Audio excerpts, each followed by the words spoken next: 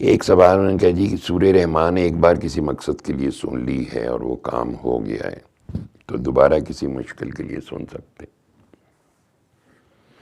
یہ کیسا زبردست سوال ہے، اور یہ بہت جنرل سوال ہے۔ جب کووڈ آیا تو ابھی کسی کو لگا نہیں ہے، فیئر ہی ڈیولپ ہوا ہے، تو مجھے فون آنے شروع، ڈھیر میرے اپنے برادری فیملی جو کبھی کسی نے سلام دعا بھی نہیں لی تھی، آپ کہیں تو ہم سورہ رحمان سن لیں۔ میں کہا جی سن لو۔ میں کہا چلو اللہ بھی اتنا شاندار ہے، کسی بہانے تو بندہ آیا نا اس کام پہ۔ ویسے بندہ خوشحالی ہوتی ہے یا مصروف ہوتا ہے یا کوئی تکلیف نہیں پہنچتی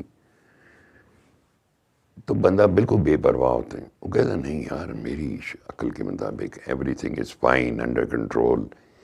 جب بندہ یہ سوچنا شروع کرتا ہے نا تو پھر ہماری ہی تکبر یا ہمارا ہی غرور جو ہے وہ ہمیں ایسے ٹریپ کی طرف لے جاتا ہے، کیونکہ غلطی کا مطلب ہوتا ہے نافرمانی، جس سے اللہ نے روکا۔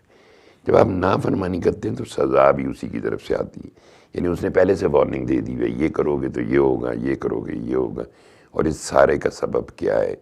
اس کے اندر تمہاری بہتری ہے، تمہارے لیے اس میں رحمت ہے کہ تم اس کو اختیار کرو۔ اچھا جی، اب سورہ رحمان مثال کے طور پر کسی کو ہیپیٹائٹس ہے، بس ہمارے جاننے والے ہیں بہت سارے، ویسے تو کسی ایک کو کینسر ہوا اور اس کے بعد سورہ رحمان سنی، کینسر غائب ہو گیا، ڈاکٹر بھی حیران ہو گئی، یا اللہ یہ کیا ہوگا۔ وہ خوشحال ادھر ادھر گشت کرتے رہے۔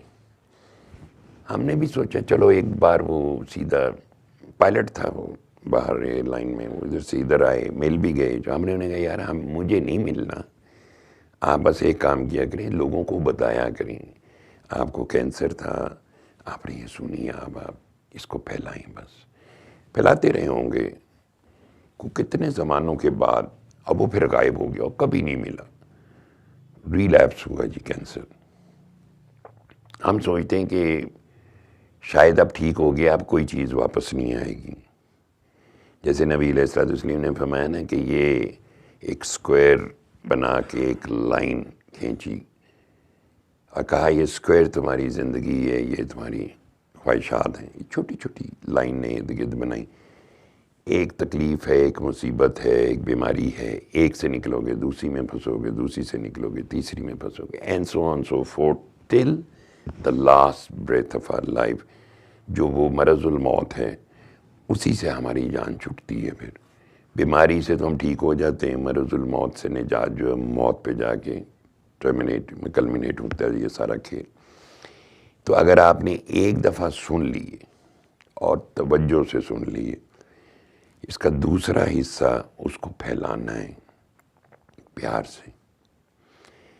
آپ سوچو کہ اگر آپ کو سننے سے فائدہ ہوئے، کتنی دنیا ہے ہمارے اس معاشرے میں جن تک شاید یہ پیغام بھی نہیں پہنچا، اور اگر جنرلی کانسیپٹ یہ لے لیں کہ سب تک پہنچ گیا تو اس کا مطلب ہے پھر تو کوئی نہ پھیلائے۔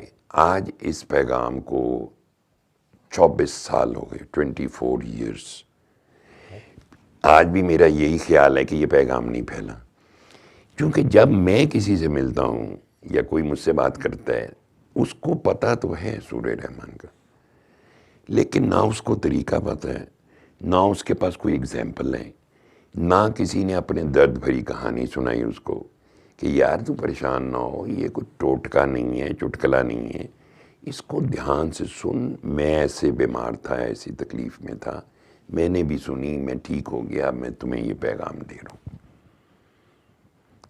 ایک خاتون جو سن چکی سورہ رحمان، اس نے مجھے کہا، آج اسے میسج کیا، ایک قاری باسط کی سننا لازم ہے۔ یہ بھی ہمارے اس میں ہے، کیونکہ ہم بات دھیان سے نہیں سنتے، چونکہ سننے کی ہمیں عادت ہی نہیں ہے، بس جلدی سے کوئی بتاؤ، 2 جمع 2 جمع 2 جمع 2، بس ٹھیک ہے، اوکے ہو گیا، ڈن ہو گیا۔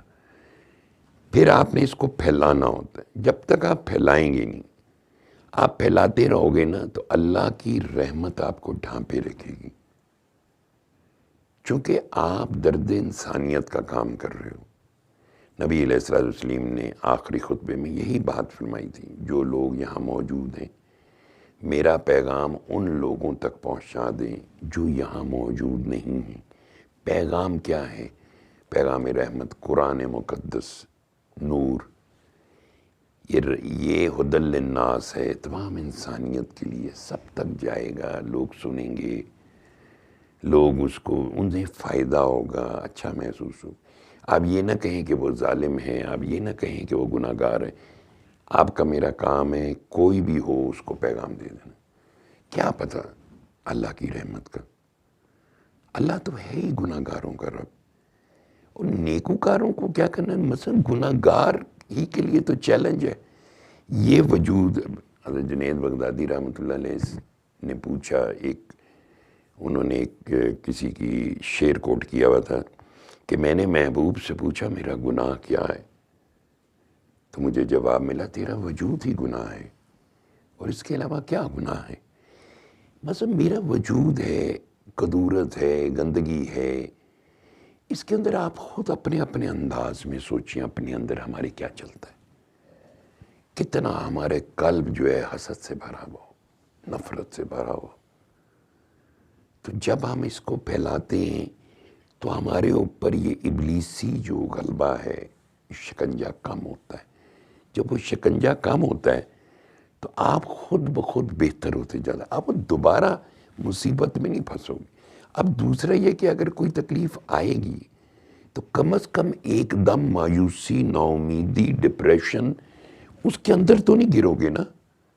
پہلے تو چلو سچویشن اور تھی، اب سن لی، یا پیغام پھیلا رہے ہو، لوگوں تک جا رہے ہو۔ کتنے ہمارے دوست احباب، دفتروں میں کام کرنے والے، کاروباری حضرات، محلے دار، ملنے والے، فیملیاں، ان لاز، کتنی دنیا ہے۔ شادیوں میں ہم جاتے ہیں، وقت ضائع کرتے ہیں بے تحاشا، وہاں پہ کہے اور کچھ نہیں۔ کم از کم ہم لوگوں کو پیغام تو دے سکتے ہیں۔